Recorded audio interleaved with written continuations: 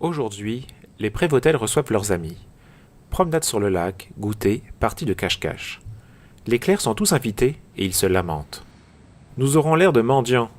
Mais Jane proteste. Vous allez voir. Elle a prêté des robes à ses cousines. Elle repasse les pantalons de ses cousins. Elle lave les espadrilles. Et lorsque les 6 se présentent chez les Prévôtels, ils sont vraiment charmants.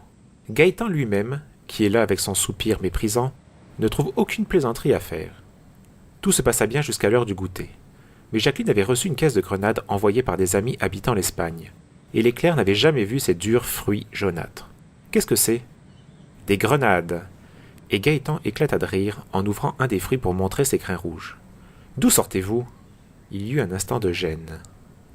Jane demanda froidement. Et vous, monsieur, savez-vous ce que c'est que des goyaves? Gaétan bredouilla. Il ne connaissait même pas ce nom et avait peur de faire une erreur formidable. Vous voyez bien que vous ne connaissez pas tous les fruits du monde. Jacqueline hâtait la fin du goûter. Venez vite faire une partie de cache-cache.